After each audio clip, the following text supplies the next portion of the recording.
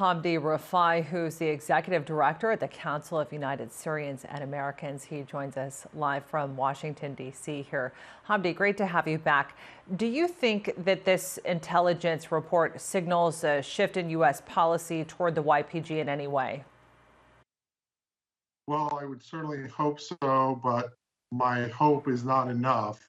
As we've already seen in the past, when the United States Institute for Peace had issued a similar report saying that the YPG was in control of the SDF and needed to be rooted out of the SDF because it's a terrorist organization that is running the SDF. There was no action by the US government. There was no outrage by Congress. There were no senators making big, long filibustering speeches on the floor of the Senate. Since at least 2017, every US policymaker, government official has known that this is a pretext to say that the SDF is equally Arab as it is Kurdish, or even Kurdish, because the YPG functions in a role to oppress Kurds and Arabs. So while I would hope that the Defense Intelligence Agency's report might change things, my hope is tempered down by the reality that this is something that's been known for quite some time, and this is the latest iteration that we've seen that there's a lie going on.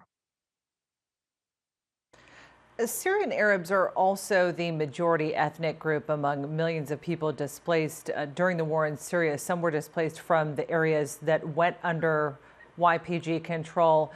How do they feel about them, and how does it affect their prospects of return? Well, frankly, Arabs are not going to return to the areas east of the Euphrates until they have peace of mind that they're not going to experience violence, that they can return to safety.